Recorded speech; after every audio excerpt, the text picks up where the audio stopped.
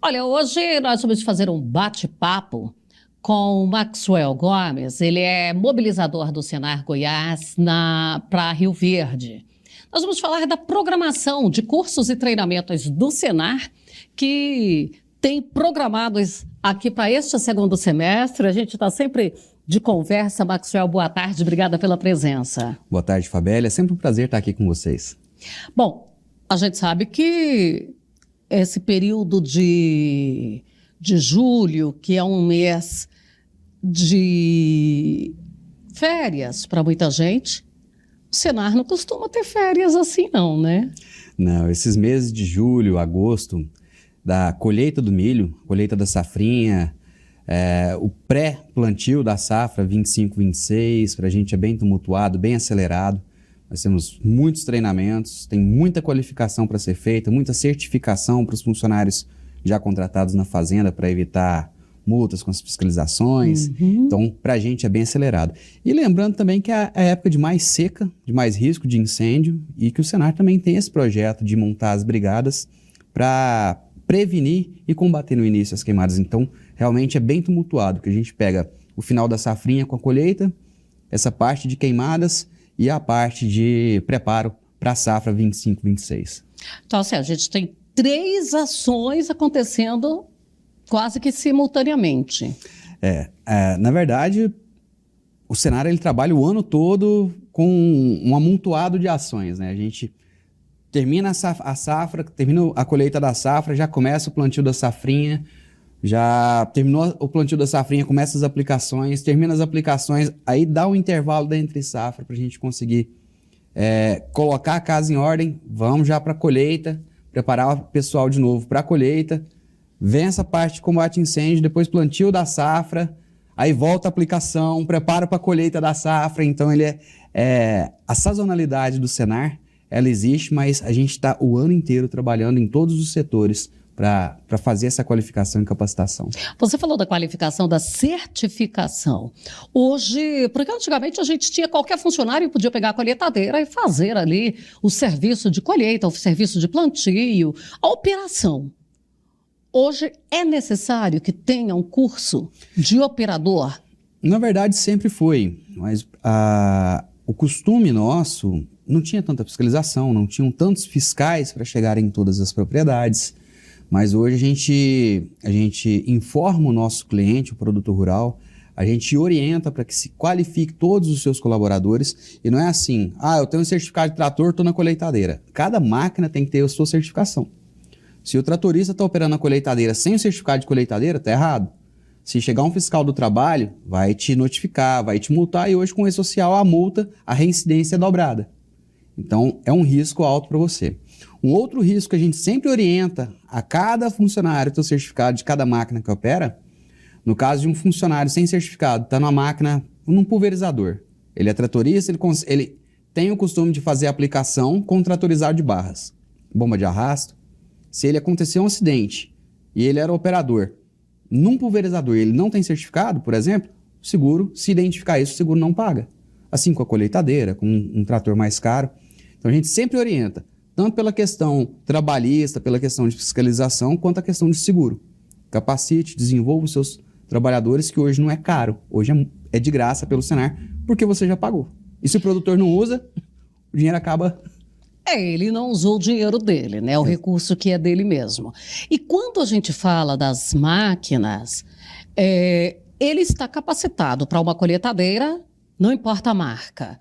Não importa a marca. Porque a gente tem até as próprias concessionárias, elas dão treinamentos também, porque ela quer que o operador tire o melhor da tecnologia embarcada, porque ela quer revender a máquina para o cliente dela, que é o produtor rural. Você tocou num ponto crucial para a produção e para a produtividade dentro do agronegócio. Você tirar o potencial máximo de uma máquina.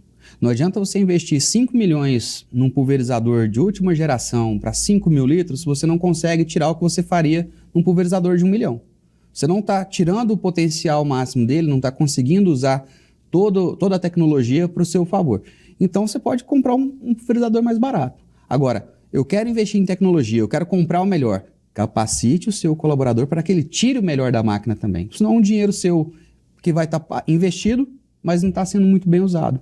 O lucro, a lucratividade, a produtividade que você poderia ter acima, você não está tendo pela falta de habilidade e proficiência do seu colaborador na operação da máquina. As concessionárias dão esse treinamento, mas se precisar, o Senar vai à propriedade e qualifica em cada máquina específica.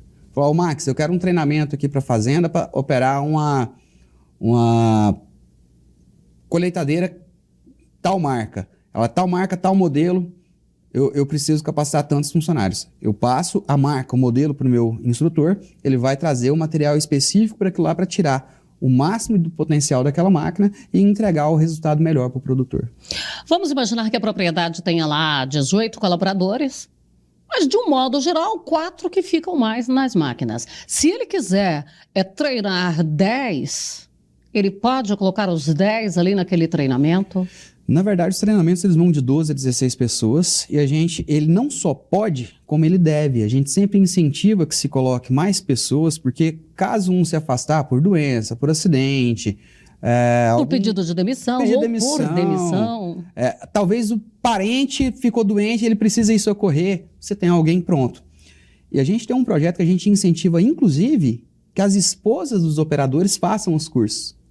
Porque a propriedade não precisa buscar fora na época da safra. Vamos pegar o exemplo da colheita da safra passada agora, a 24, 25.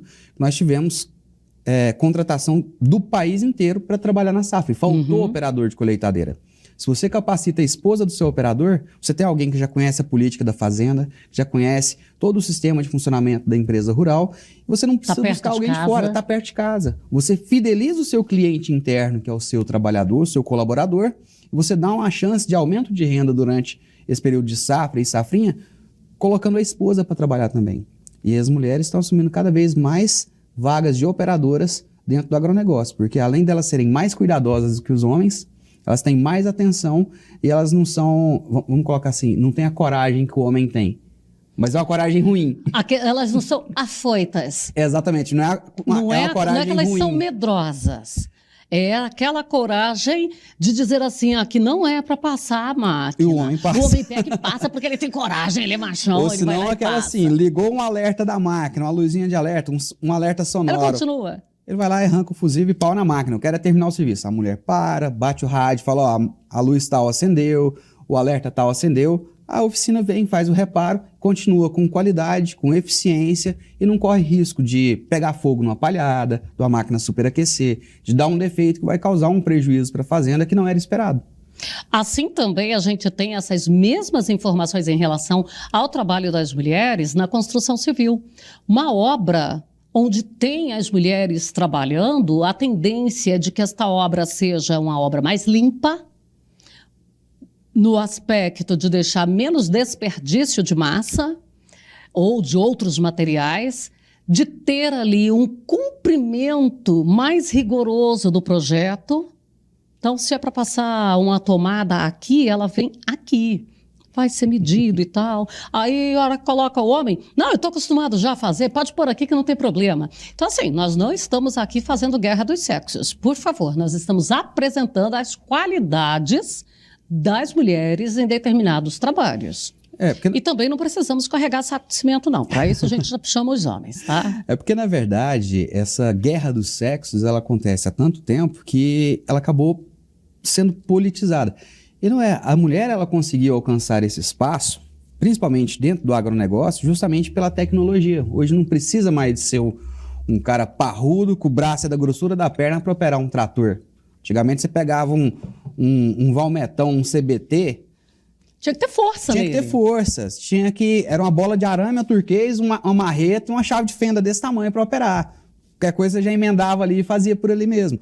Hoje é tudo tecnológico. Raramente você pega no volante. Hoje é tudo programado no GPS, no piloto automático. Dedinho limpo para o tal ler. O tal está lendo bonitinho. É uma cabine hermeticamente selada, com ar-condicionado. Então, tanto para o homem quanto para a mulher, facilitou muito a vida no campo. A qualidade de vida melhorou muito, não é, Max? E se for comparar salários e qualidade de vida entre a cidade e o campo ganha de lavada.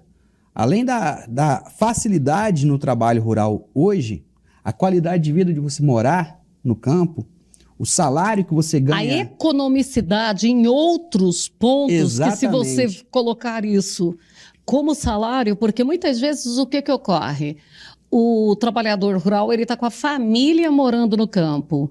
Aí ele não paga aluguel, ele não paga água, ele não paga luz, às vezes ele não paga internet. Às vezes ele não paga nem comida, porque tem um restaurante da fazenda que serve para todo mundo. Então, a gente bate muito nessa tecla com o trabalhador para que ele entenda que mas o salário de 3 mil é muito pouco. 3 mil na cidade realmente é pouco. Você vai ficar devendo, você vai pagar aluguel, água, energia, internet, deslocamento. Na fazenda, 3 mil é para você guardar no bolso. Quem guarda 3 mil no bolso hoje trabalhando na cidade todo mês? Você não consegue. Você tem que ter um salário de 20 mil. Tem que ter um salário muito importante. Pra você conseguir ganhar e guardar de 2 a 3 mil todo mês. Lá na propriedade, normalmente você tem um ônibus que vem buscar as crianças para a escola, tem escola perto, porque até essa questão escolar já melhorou muito. A comunicação lá, em se tratando de internet, essas coisas, também já avançou bastante. E voltando lá naquela questão da guerra dos sexos.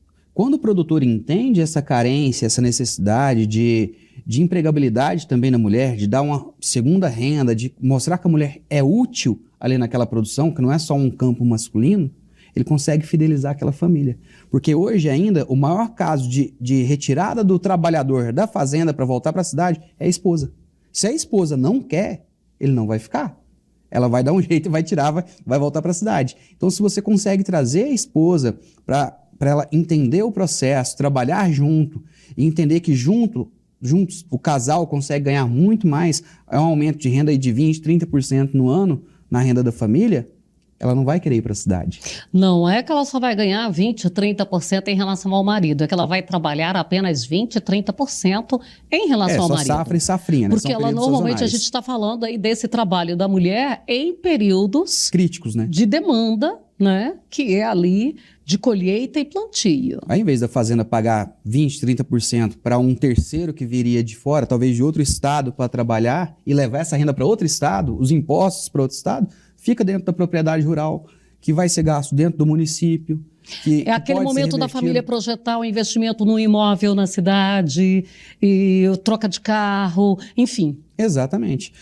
Se a gente pegar por esse lado, a gente falou da parte da grande agricultura, mas funciona na pecuária, funciona dentro das granjas hoje, das integrações. As contratações são de casal, né? São contratações de casal. E quando o casal tem essa noção de gestão básica financeira, cara, tem muito granjeiro que empresta dinheiro pro patrão. Mas você tá mentindo. Não, porque ele não tem gasto, não tem custo nenhum. Então o patrão trabalha o salário, no final do ano devolve corrigido. Tem granjeiro que anda de Hilux. Tem granjeiro que tem 2, 3 casas na cidade já. Sim. Só que para isso ele tem uma renda extra. Exatamente. Só que para isso você tem que ter um planejamento financeiro, você tem que entender o que você ganha, o que você gasta e se planejar.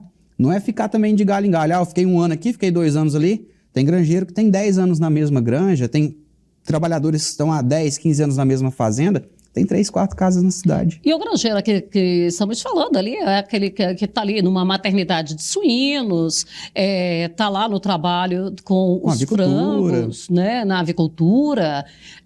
Isso nós estamos falando da realidade aqui do sudoeste goiano, que também não quer dizer que se aplica em todas as outras regiões, porque aqui a gente já tem estradas que estão sendo ano a ano resolvidas, porque tá ali, tem uma estrada rural que tem um gargalo no ponto X. Aí aquele gargalo é resolvido. Aí pronto, aquele que era o pior, ele deixou de existir. O que era segundo agora? Virou o pior. Virou o pior. Então, em 10 anos, você tem uma melhora nas estradas muito significativa. Sim. E eu falo isso porque o Sucesso no Campo já está há quase 20 anos no ar. Senhores, era natural os produtores ligarem para nós para pegarmos caminhões tombados com adubos, caminhões tombados com grãos. Hoje a gente não vive essa realidade mais. Assim, não que eventualmente não tenha um ou outro acidente, mas não é mais aquele típico das estradas, né, Max? Exatamente. A infraestrutura rural ela vem evoluindo, vem acompanhando a evolução da mecanização no agro. O poder público está entendendo a necessidade de amparo para a produção e para a logística do agronegócio, Porque sem essa logística muito bem desenhada, não adianta o produtor produzir a um custo mais barato. Porque quando ele chegar no mercado, chegar na cidade, ele vai chegar caro pela logística, pela dificuldade de acesso, pela dificuldade nesse transporte. Então o poder público também entendeu essa necessidade de desenvolver ações estratégicas, sazonais, para melhorar essas vias e essas rodovias. Nós temos rodovias em Goiás que no papel estão asfaltadas há 40 anos. Já saiu até dinheiro de reforma e ela ainda está no chão. E ainda está no chão. Mas hoje, você vai acompanhar ali pelo Fundeinfra, você vê a programação de asfaltamento dessas rodovias que eram para estar asfaltadas há 40 anos, pontes que no papel são de cimento, que ainda são de madeira, risco para a produção, risco para o produtor e para o ser humano que está passando por ali. Mas a gente vê que agora o poder público está entendendo essa necessidade e que se não for melhorar para o agronegócio, piora para toda a sociedade. Todo mundo depende do agro e depende dessa logística para que o produto chegue da porteira na casa do trabalhador do meio urbano. Bom, você já me fez conversar demais. Meio-dia 17. Para quem quiser mais interesse nos cursos, nos treinamentos, como que faz? Bom, na área de Rio Verde, os 3 distritos, pode falar diretamente comigo no 9299-4779. Os treinamentos são gratuitos. Café da manhã, almoço, lanche, material, tudo por nossa conta. Aqui em Jataí, pode falar direto no Sindicato Rural de Jataí ou com o Messias, que é o mobilizador. E em cada cidade que você estiver em Goiás que precise de um treinamento, pode procurar o Sindicato Rural. As cidades que não têm Sindicato Rural, a mobilização é feita ou pela cidade mais próxima ou diretamente com a FAEG. É só ligar na FAEG lá em Goiânia, pedir a ação que os mobilizadores da própria FAEG irão ao local e farão essa qualificação. Para o produtor rural, a gente atende ou no Sindicato Rural ou nas fazendas. E para a sociedade, em geral, a gente atende geralmente no Sindicato Rural. Ah, mas o cenário é só para o produtor. Não, ele é para todo mundo. Porque se a gente for capacitar só quem já está trabalhando, a demanda crescente de mão de obra ela vai ficar cada vez maior porque a gente não tem o pessoal para empregar já preparado. Então a gente prepara quem quer entrar no mercado de trabalho e desenvolve e certifica quem já está lá dentro.